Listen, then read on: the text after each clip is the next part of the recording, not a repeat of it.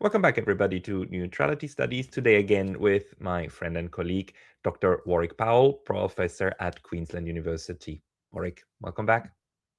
Great to be with you, Pascal.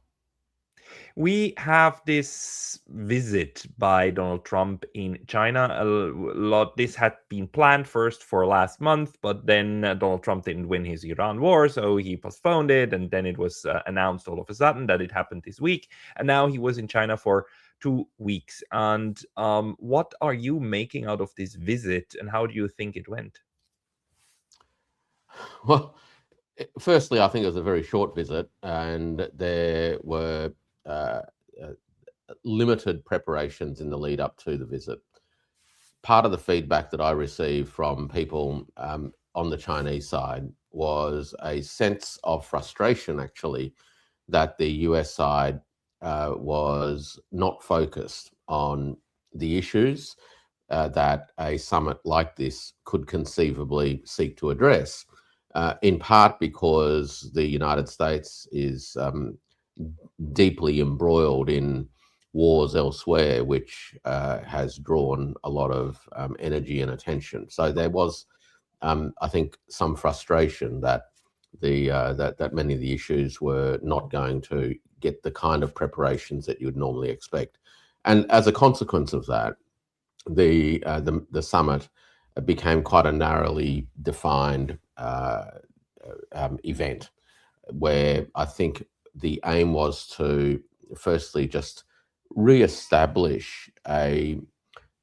sense of rapport that would establish a mood, if you will, that would hopefully carry through to more substantive discussions that will need to take place on a whole range of matters, and also provide a means by which the American administration and some of the key players within that could actually meet some of their counterparts on the China side for the first time. So in a funny kind of way, it was a get to know you again summit rather than one focused on addressing some of the substantial issues. And so the second thing, which was quite interesting about the event, was, of course, the very large business delegation that accompanied President Trump, as opposed to a large contingent of public servants and people involved in all of the various issues. Interestingly, if you go through the list of the business people who attended the couple of days, they basically fell into, I would say, three broad categories, or 3.5 categories. The first category was a couple of businesses that are already deeply enmeshed in the Chinese ecosystem and are incredibly dependent, actually, on the Chinese industrial supply chains. And I'm speaking, of course, of Apple and Tesla. We then had a number of enterprises in the technology and information space, whether it was in the hardware environment or otherwise, who at a certain level would desperately love to be deeply enmeshed in the Chinese marketplace, but have been, for different reasons, restricted in their ability to access such a large market. We've then had quite a number of folk from the American financial services industry, which I thought was interesting, because one of the major unfolding issues, some of the big, deep background issues that are sort of percolating away, really goes to the heart of the American business model, its global business model, and the United States dollar in that regard, and the willingness of other countries and central banks to recycle US dollars in particular ways. And I'm sure that these financial services firms were keen to make sure that they could have a chop at the opportunities of a maturing and expanding Chinese financial services sector. There's no doubt that it is one of the growth areas in China, and these firms would dearly love a slice of that business. And that little last half bit was actually some folk from the food industry who no doubt were looking for market access as well. So all in all, the fact that there were no snafus from anybody, you would say that that was a positive outcome insofar as the big issues, whether it's bilateral issues or global architecture issues or AI or the war in Iran, etc. I don't think much progress was made. Now, do you know, were they discussed at all? Because on the one hand, we had last week Iranian Foreign Minister Arachi also going to Beijing, actually, and meeting, I think, with Wang Yi, his counterpart. We also had the Iranians, of course, going to the Russians. We have the Russians soon going, Vladimir Putin soon having a meeting with Xi also in Beijing, everybody going to China these days. Do we know anything whether the Chinese and the Americans at all spoke about Iran? Well, according to President Trump's or the White House's social media post / readout, the question of Iran did come up, particularly in relation to two things, which was, well, three, I guess, in a sense. One is that there was an agreement from both the Americans and the Chinese that this war needs to stop. The second point is that the Strait of Hormuz should be open to traffic, and the third thing is that Iran should not become a nuclear weapons power. When you read the Chinese materials, I haven't seen any mention of those three things. So, and that's not to say they weren't. Not seen any mention of it. No. Okay. No. So it's only from the American side claims that they discussed this and that these 3 points they're in agreement with their counterparts. Yeah. And maybe they were raised, maybe they weren't, but they certainly don't seem to have featured particularly prominently in the Chinese focus on the issues that they did cover. The other thing I think is that in terms of the question of West Asia and Iran and the Strait of Hormuz, whilst President Trump was in Beijing, reports came out that about 30 ships came out of the Strait of Hormuz heading towards China carrying oil. And so in a sense, even if President Trump's own recollection of the discussions is correct and that this issue of the strait should be open for traffic was a general consensus view, I think the Chinese perspective is, well, from our perspective, it's open to traffic. And, that's how it is. Now, the other point that the Americans did make was not only that it was open to traffic, but that there'd be no tolls on it. Now, I'm sure that China would take the position that, well, we'd rather there be no tolls as well. But that would only be the case in ideal circumstances. And right now, the circumstances aren't ideal. And but the tankers are moving, and the Chinese are coordinating with the Iranians, and payments are being made if need be, and perhaps some aren't. So I think from China's point of view, they've got a much more pragmatic view about all of this, not because they somehow want to see a toll booth placed on the Strait of Hormuz, but because they simply understand that the Americans brought on this test of strength. They failed in it, and Iran currently, until it can be negotiated otherwise, can exercise the Hormuz weapon. Yeah, and there's no good reason to believe why Iran would have to impose the same rules on everybody. I mean, the toll booth can let the Chinese ones through for free, right? And can charge for others. And if you're on the good side of Iran, which China is, then you probably have more chances that, well, cheaper or free. The point is a bit that the United States tries to formulate this in this kind of we are defending the principles of international law kind of thingy, right? This is not okay. Nobody's above the law, except for Hegemony, of course, right? But the whole affair struck me a little bit as much. Well, there was no drama. I really had the impression there was no fallout, there was no drama, and actually, America, the US delegation seems to have behaved, right, and also went along with all of with everything that the Chinese side had prepared. Or did you hear of anything that went completely wrong? Well, no, and this is what I mean. I think in terms of the formalities and the behaviors and the conducts and things, it all went very smoothly. It just means that there was no publicly recorded blow-ups of any sort. There doesn't appear to have been any ill temper, raised voices, or anything like that. And perhaps in part, I think that's because the nitty-gritty issues really weren't put on the table. Right. The issues were sort of laid out at a very high level, and I think you saw that in the footage of the official opening remarks by both presidents, where President Xi Jinping articulated a particular set of concerns and perspectives on those concerns insofar as bilateral relationships were concerned, but also how those bilateral relationships mattered globally. And he framed that by reference to the Thucydides trap issue, and laid out, in a sense, some rhetorical questions, which is, are we able to overcome this so-called Thucydides trap?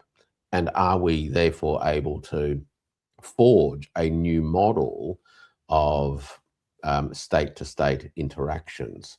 And he went on, in effect, to answer that question by ultimately proposing the idea of constructive strategic stability. And it was an idea that President Trump has agreed to as well. And I guess the core proposition here is that what President Xi Jinping sought to do was reframe the nature of the bilateral relationship in non-Thucydides trap terms. He tried to transcend the dualism that's usually implied, the zero-sum implications of this idea of the Thucydides trap, and create room for what is in effect statecraft. That's what he tried to do. And on the other side, President Trump focused a lot more on the interpersonal rapport. We've known each other a long time. It's an honor to be here in China. It's an honor to be your friend, and those sorts of things. And so I think we had perhaps slightly not at odds per se, but approaches to this summit that weren't necessarily on the same page. And obviously people bring their styles to the table, but I think this reflected the lack of preparation on the one side, but also the fact that China does take this question of statecraft as a major country very, very seriously. Hey, very brief intermission because I was recently banned from YouTube, and although I'm back, this can happen anytime again. So please consider subscribing not only here, but to my mailing list on Substack. That's pascalotta.substack.com. The link's going to be in the description below, and now back to the video. Right. If I'm not mistaken, the last summit between a US president and the China and Xi Jinping was actually in San Francisco, wasn't it? Like with Joe Biden in his last year in office, in his second during his term, 2023 probably. No, I'm trying to remember. Probably 2023. So probably around 3 years ago. And I remember quite how basically they had a good meeting and shook hands and whatnot. And then in the very press conference later, Biden called Xi Jinping a dictator. This time, it seems that Donald Trump hasn't put out anything outrageous, at least not yet. Overall, do you read this the way this went as in a positive light, and that we maybe are encouraged to think that also from the American side, the fact that Donald Trump brought along so many business people, that this signals, well, look, we're still open for business. Okay, fine, we did all the tariff business and we've been very nasty and we have all of this bad rhetoric when we're at home, but on a for real level, we'd still like to have some business. And actually, even the Nvidia chief was there, right? And we know that the US blocks the export of some of its latest chip models and whatnot, and that Nvidia is actually not very happy about this. But do you read something into this act of having picked up even the Nvidia chief? Look, I mean, no doubt Jensen Huang would desperately love to be selling more of his products into the Chinese market. The G200 product has been approved for sale, and it has been approved for some months, and there's been zero sales.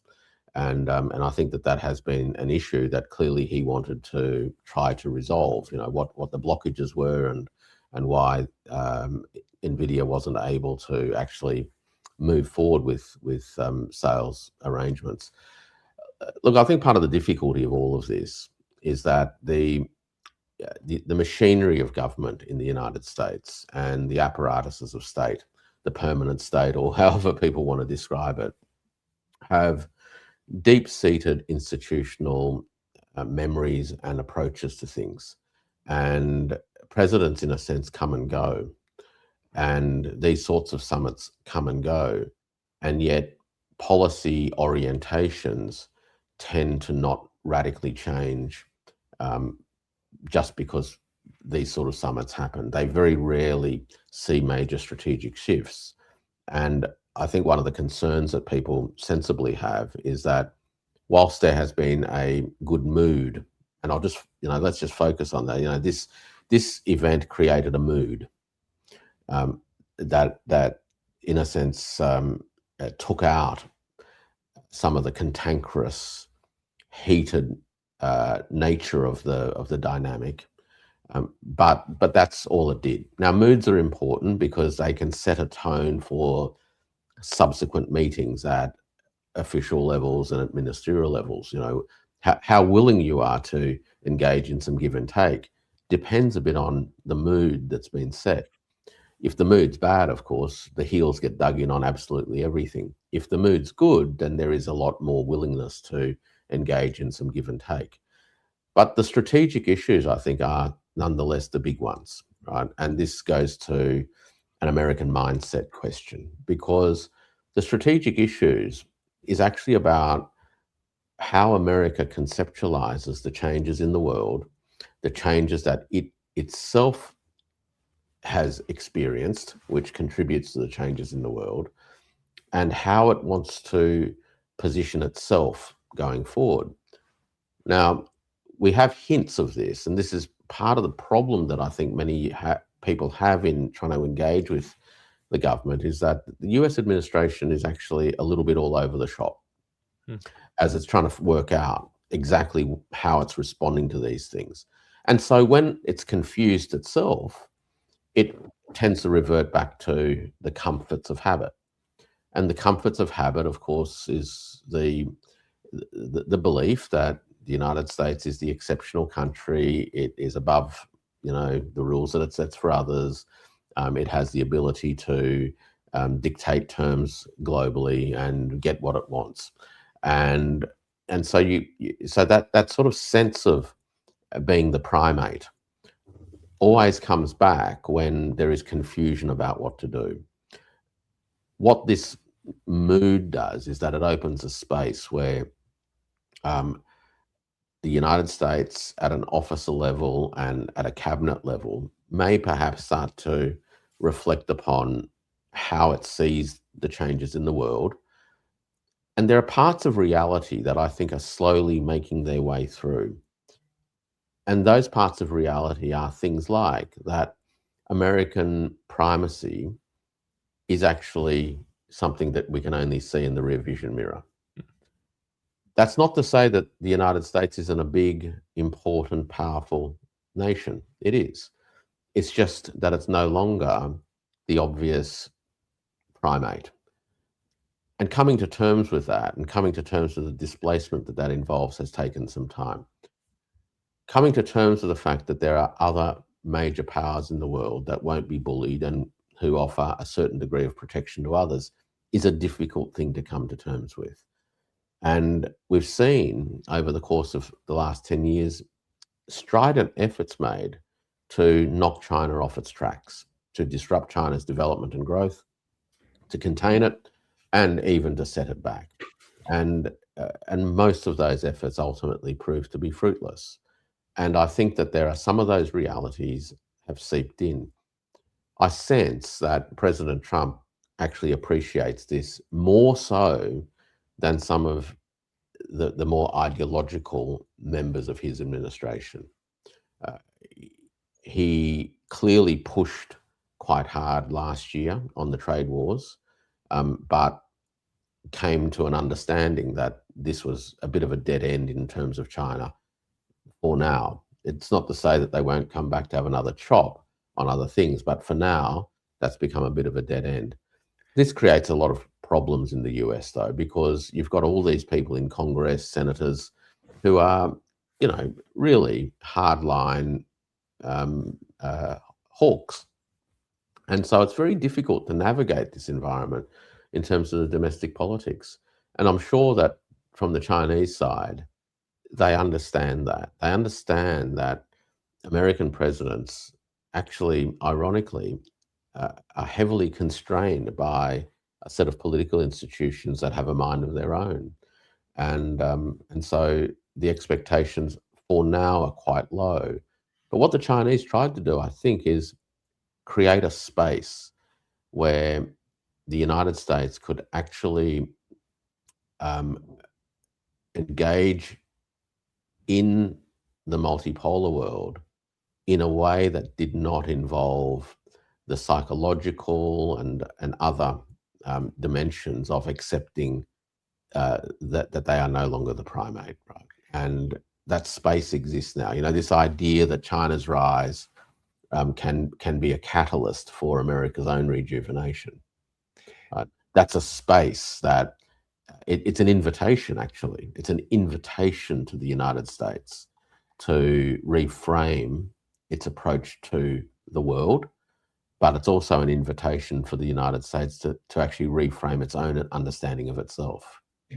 So, what I'm hearing from you is your interpretation is this is a very, very strong signal that China has not given up on trying to deal with the United States in a constructive way and basically with an open hand, even after everything that's happening in the Ukraine war and how the NATO alliance is basically treating Russia, and actually also, including probably an assassination attempt on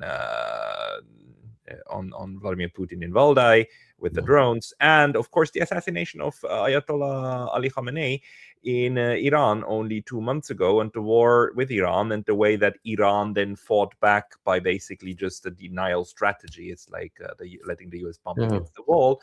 And China is looking at all of that, right? How do you think this is impacting China's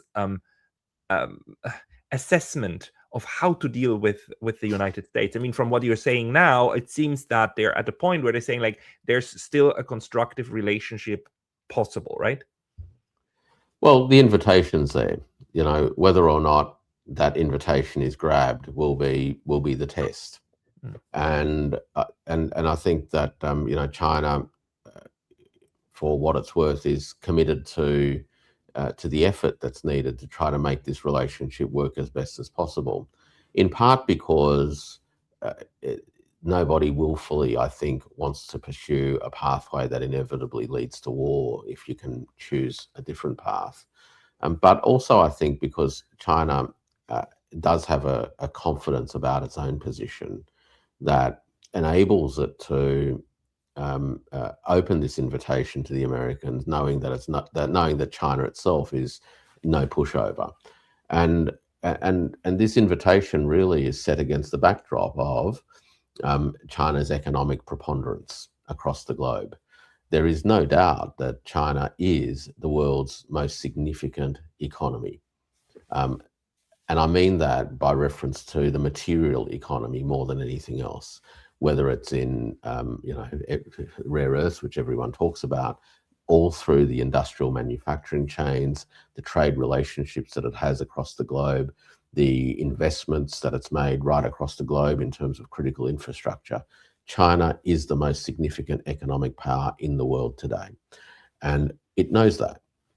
It also knows that the United States military capacity is not what it once was. And it sees that. It sees the fact that the war in West Asia has exposed the limitations of the American military capacity. And it's absorbed those lessons. It's absorbed them not by suddenly thinking that, you know, China can go out and become belligerent like the Americans. The lesson that I think has been absorbed in a very material sense is that the United States is actually no longer in a position to militarily boss people in Asia so long as China's there. In other words, China can't be bossed around by the Americans. That's not a naive view. That's just, you know, I think a fundamentally grounded view. So China has a confidence in its capacity to deal with the Americans, not because it thinks it's bigger and stronger, but because it knows that it's strong enough. And that's the other thing that we saw, of course, over the last 2 days, that the entire positioning of this invitation, this transcendence of the Thucydides trap proposition, was really China saying, we are one of the great powers of the world. And it's us issuing the invitation to you to join us to create a better world, because as the two biggest economies in the world, we have a responsibility not only to ourselves, but to everyone else. And that challenge is on the table. China can't make the Americans behave in certain ways. What it can do is create the spaces that hopefully enable American policymakers to step into in ways that minimize discomfort and to create those opportunities for dialogue and for meaningful exchange, including commercial exchange, that hopefully delivers outcomes to people on both sides of this discussion. Were you surprised that Xi Jinping used that metaphor of the Thucydides trap? Because on the idea, the concept is, of course, actually very, very flattering to China, because the whole idea behind the Thucydides trap is that, you know, when a current hegemon is going down and a new one comes up, then they will necessarily land in something that will pit them into a war against each other. I mean, he, even without saying so, basically said, look, we are the new great power. That's the matter of the fact. The only question is, can we do the transition with or without war? That's kind of through pretty words what he was trying to convey. Well, that's one way of interpreting it. I think that there's actually another way, and because there's another way of reading Thucydides' Peloponnesian Wars, Thucydides' history, and it is actually an interpretation that focuses on the failure of statecraft, which led to the war itself. And I think that interpretation or that approach to drawing lessons from Thucydides' histories is actually a far more significant one from China's point of view.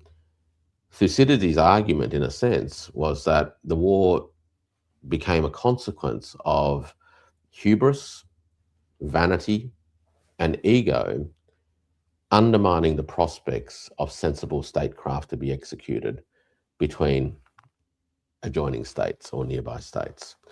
And what President Xi Jinping was seeking to do in drawing on the Thucydides trap story was to say, there's a narrative over here that says conflict is, in effect, structurally destined. This is the fate. And Xi Jinping actually said to Donald Trump, the choice we have is whether we allow ourselves or give ourselves in to this idea of Thucydides' trap, or learn the other lessons of Thucydides, which is to rediscover the arts of statecraft and to not allow hubris, vanity, and ego to derail the prospects of coexistence. And that's the challenge. So, and it was it's a deeper reading of Thucydides than you'll get in the Thucydides trap narrative. which was popularized within a framework of American political science, right, and American realism. The idea that states exist as sort of Newtonian atoms, free-floating, and they bump into each other, and when one is getting bigger and the other one has to resist, we end up with some kind of conflict. And what Xi Jinping actually articulated, though in much more approachable terms, is the idea that, in fact, the interests of states do not exist in a Newtonian atomic sense at all, but that they are deeply intertwined with each other from the get-go, from the very foundations of statehood. And the challenge is to embrace the need to deal with entanglement, as opposed to simply saying, well, there's a thing that there's this deus ex machina, right? This power of God driving this system towards conflict. So I think that is I hesitate to use the word a deeper or a truer, because I don't quite think that that's the right word, but I think it is a perspective on Thucydides that Xi Jinping's own approach would probably be a little bit more sympathetic to. And he has said in the past, by the way, that he doesn't buy the Thucydides trap argument. Okay. And so by raising it, he was actually seeking to overturn it, to transcend it. And it levers on 4 other things, right? So over the last 4 years, China has proposed 4 core propositions on global development, global security, global civilization, and global governance. And the idea, the golden thread, if you will, that runs through those 4 is that every nation, every community on Earth is intertwined with each other, shared destiny. And that the challenge that we have is to find ways of coexisting on this single planet, not in spite of our differences, but by virtue of our differences, and to embrace those differences through a lens of respect and wonder. And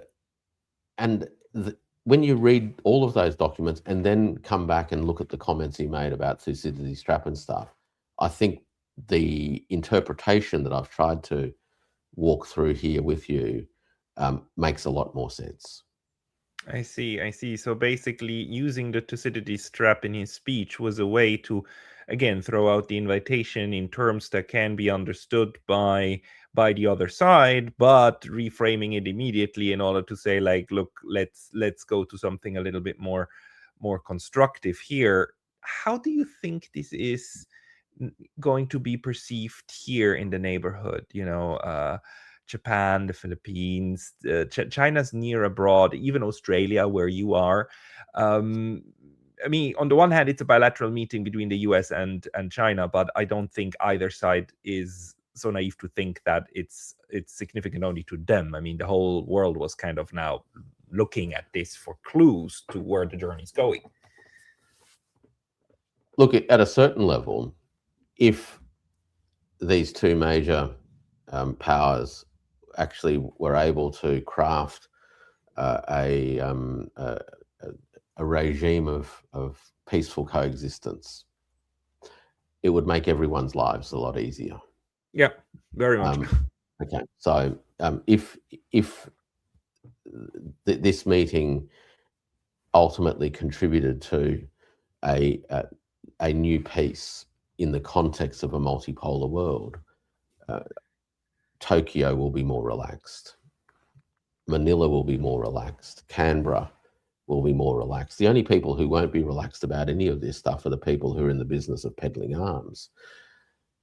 But the challenge is going to be whether or not these big ideas and the mood that's been created by this visit can penetrate the machinery of government and the institutions of state that continue to frame the world in adversarial terms, in dualist terms, and until those issues. So this is a gauntlet put down to Washington, really. On its 250th anniversary, it's really saying, here's an opportunity as part of the beginning of your next 250 years to step up and not only be a great power as you might have been historically, but to actually begin to behave like a civilizational state. That's the opportunity for America today. Will it grasp it? Well, let's see. And there's some interpretation out there that, the Donald Trump was actually intending to go to China with a huge victory against Iran, and to project strength and whatnot. Now it didn't go that way. Do you think that the lessons from the Iran war are something that impact, or that are going to impact the way that China goes about its relationship with the United States? Or will they just leave it there and say, like, no, this is just what happened, but the bilateral relationship is something different? No, look, I think it frames, it helps inform the frame, and it informs it because it is now quite clear that the entire architecture of American primacy globally that we have observed for 80 years is no longer viable, namely a network of forward bases. They cannot be defended in the ways that were assumed. And once you take that away, then the entire strategic approach to so-called deterrence disappears as well. So there is no doubt that, notwithstanding the sort of grand philosophy, behind Thucydides' trap and its overturning, is a foundational understanding that the material dynamics of power have shifted as well. Again, it's not to say that suddenly the Americans are easy beats. Far from it. In fact, I think there is a sense that one of the downside risks of the consequences of this particular war and other wars that are going on is that as the American arsenal depletes, there are sections in the American body politic, amongst the neocons and the hawks and those who seem to crave war all the time, that they will actually intensify their violence and activate aspects of the American repertoire that we don't get to see so often. And I mean by that, more piracy, more grey area conflict, sabotage, assassinations. These are the sorts of things that are distinctly possible as the United States seeks to defer these changes and to hold back or to secure as much as it can as the world changes around them. That's the dangerous part. And so I don't think that Chinese thinkers are under any illusions that part of the United States isn't always a part of the nature of this body of this body politic, right? Because it's been part and parcel of its existence for a long time. What I think the hope is, and it is that the United States is slowly learning the lessons of not only the changing sort of foundations of multipolarity, which is messy and all of that. We're not suddenly going into some kind of utopia, right? But basically, the United States is no longer the sole undisputed primary power, and that there are other great powers, and they're not able to run around the world dictating terms willy-nilly. Some folk in the US, I think, are starting to internalize the consequences of that. Others aren't. And that conflict has yet to play out in the US. Who's going to win those debates inside the American body politic? Is this going to lead to an attempt to reassert primacy? Well, it might. Is it going to lead to more this sort of dirty warfare, distinctly possible. But at the same time, the opportunity exists actually for the United States to rejuvenate itself as a nation that delivers 21st century versions of prosperity, right? But the only way I can do that is actually by becoming a normal member of the global community. That's the hope. Now, look, I mean, there are people, many of them, I think people you and I both know, who literally have a very dark view of the United States, which is that it's obsessed with dominating the world, and it will keep doing this and pursue whatever means it has to. And I think that there are parts of the institutions of the United States that is like that. But it's not the only part of the United States. And the question is can other parts begin to assert themselves and prevail? Yep. So in a sense, China sends the signal, the door is still open. We're not going to be the ones closing it, but we're aware that you might. But, here's the reasons why it's better to keep it open. Well, the door's open, Pascal, but it's also, and don't think that you can come and bully us anymore. Yeah. Right? And that's the real point, is that, so you'll notice that the whole discussion, none of that was discussed because it's actually understood.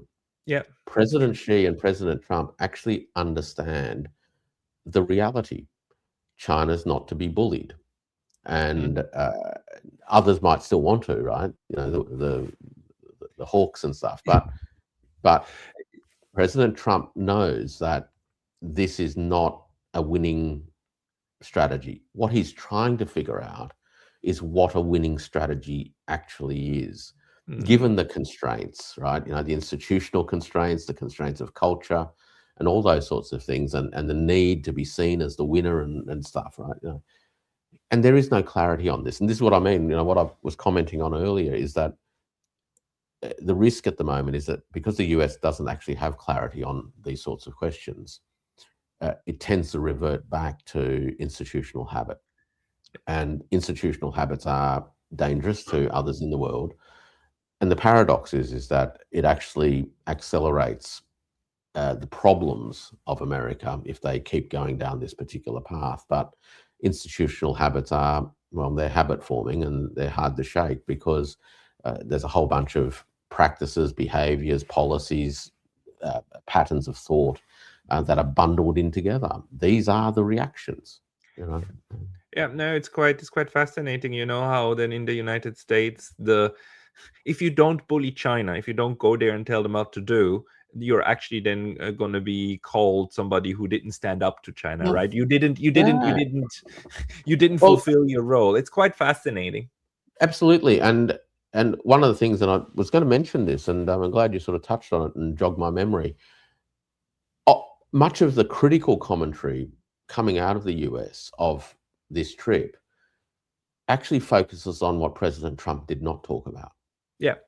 He should have human rights. He should have lectured. He should have told them Taiwan and so on. Yeah. Well, we can run off the list, right? We should have given them a lecture on human rights. Insert whatever thing about that. We should have given them a lecture about, releasing somebody, Jimmy Lai. Maybe it was raised, maybe not, but it certainly wasn't part of the readouts. You should have, you got to stand up and not sell out Taiwan. Blah blah blah. All of this is so entirely predictable, because these are the habits, of parts of this the body politic, and so President Trump is getting criticised for the things that he didn't say, and there's all sorts of funny commentary, about how either he was humiliated because of the reference to the Thucydides trap.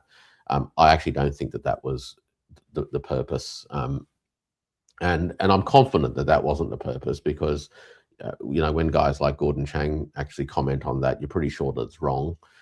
So I'm reasonably confident that wasn't the purpose, and what was really the aim was the sorts of things that I articulated, but the nature of the American political institutions is that there'll be incredible pressure to undermine whatever window got opened by the mood that was created over these last 2 days. And you just know it, right? There's a permanent committee that spends its life seeking to do one thing or another in relation to the Communist Party of China. There's a whole bunch of funding that exists to besmirch China, and people receive money for that. There's a whole industry, we call them think tanks, whose entire funding base needs a certain narrative to continue to be articulated. So, this is a very deeply embedded mindset. The other thing is, and this is, and this goes to the question of the Taiwan question, right? In many ways, the United States actually has never gotten over losing China. Right. So in the 1950s, you'll remember one of the big debates in 51, 52 was around this question: who lost China? Mm-hmm. And the question of America's relationship to the Republic of China, which had established its base in Taipei, was actually all about resolving the broader problem, which was reclaiming what was lost. And that sense of loss has never gone away. Never gone away. The body, the political, blob thought that they might be able to, in a sense, reclaim China during the 2000s and 2010s by bringing China into, neoliberal institutions. If we can make China capitalist, we'll be able to change it, and we'll get it back that way. And when that didn't happen, you end up with this massive sense of grievance, that buyers regret. You saw this in 6 years ago, when I think Foreign Affairs or Foreign Policy magazine ran a whole special issue on was engagement worthwhile? Mm-hmm. And there were articles from major think tank folk, thought leaders in this space, basically saying Beijing's defied Washington. It hasn't become like us. And yeah, which is the ultimate insult, right? How dare you? How dare you not only not do what we're saying, but how dare you not to become us? I mean, yeah. And so, but I'll give President Trump credit on this issue. I don't think he has any ambitions ideologically about somehow, making China more American or anything like that. He's not invested in that program. And but a whole bunch of people are, and I mean, Xi Jinping made it very, very clear. The Chinese made it very clear that this issue must be handled very, very carefully. Now, people can interpret that how they want. It was a threat, it was a warning, or what have you. But if we just took it literally, it basically says whatever people say and do in relation to the question of Taiwan must be done with much careful consideration, because it is a live tinderbox. Yeah. And just be mindful of that. And I suspect in some of the private discussions, a better understanding was conveyed about exactly what that means. And now that may make folk in Taipei more nervous. But I think the other thing that's happened on the island is that they're also watching the American bases in West Asia get destroyed, right? And they're watching and reading reports of how the American military-industrial complex literally can't keep up, that they've been bleeding their arsenal. And they're in no position, actually, to play the kind of sheriff protection role that they've pretended to be in a position to do for decades. That's going to change the mindsets of people. So you asked the question about what does Tokyo and these places think. Well, if peace broke out, everyone will be happy. If peace doesn't break out, the reality is that the Americans are no longer in the same position as they were 20 years ago. That's just a fact. Just a That's a fact. fact. And you know, I'm still crossing my fingers that people actually look and perceive what happened over the last couple of months, and actually also, you know, Mr. Xi actually is playing his hands very skillfully, meeting with Donald Trump as the head of state of China, right? And having that discussion, and then meeting with the leader of the KMT as the head of Mr. Communist Xi, as Party. not as the head of state, but as the head of his party, right? So party to party relationship, and actually signaling I'm willing to, or you know, open for business, as you said, the door is open. The invitation's there. Look, this Taiwan question, and I know that there's a bunch of people in the West who don't like to hear this, but the historical legacy, right? What history has left us in the world is an unfinished civil war. And that civil war needs to conclude in one way or another at some point in time, whatever that end outcome is. The likelihood of how that unfolds is a function of the circumstances of the day and the trajectory of balance of force, public attitudes, etc., etc. Right? But that is the hand that history has dealt. You can't run around thinking, well, you know, Taiwan's an independent country. Well, it's not. Right? If it was, then perhaps the administration on the island will actually go through the motions of declaring itself so. Right? So history deals a hand, and the hand shapes the conditions of possibility as well as the conditions of constraint. Now, what's going to happen? Well, I suspect that more and more people on the island will begin to internalize some of these realities. I'm not arguing that they're going to like any of this stuff or that they will end up at an obvious definitive position, but it will shift attitudes. It will unlock parts of thought processes that had long been locked away, because it fundamentally changes the operating environment. And when that happens, people have no choice but to revisit some of these issues. And the Americans can actually play a constructive role in that if they wanted to.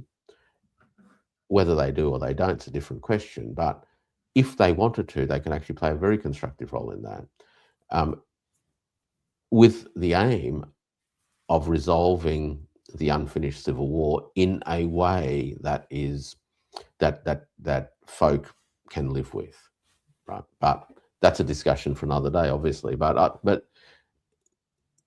these are some of the things that these meetings, you know, that this summit in the context of the war in West Asia and things, I think, is actually blowing open within our region. Yeah, thank you very much. I'm very glad for this assessment, and I'm also glad that this is one of the moments when we do not need to be super fatalistic. I mean, this not having been a huge outcry or something is already something, and I'm glad that there is still space open for a constructive relationship. Whether that is intended or not, will be taken or not, is another question. But Warwick, like, people who want to follow you, I highly recommend them actually finding you in your on your Substack. Sorry, this one here. It's a wonderful place where you write a lot of analysis with a lot of data, and actually also on your YouTube channel, which is a wonderful one. TIO Talks with Warwick Powell. Highly recommended. Is there any other place where people should go to find you? Well, they might want to buy my book, Thermoeconomics in a Time of Monsters, on Amazon. It's a little bit heavy going, but it talks a lot about the sort of foundational issues around energy economics and the way that economic systems unfold, which I think helps us shed some light on the issues that we've been discussing. Because at the end of the day, the material foundations are changing around us, and how nations and their governments internalize these changes and then respond to them is going to determine whether or not, we get through this period of intense tension, reasonably intact or not. So so I would encourage people to take a look. Everybody go and find Thermoeconomics in a Time of Monsters, Rethinking Theory, China and International Geopolitical Economy by Dr. Warwick Powell. Warwick, thank you so much for your time today. It's been a pleasure.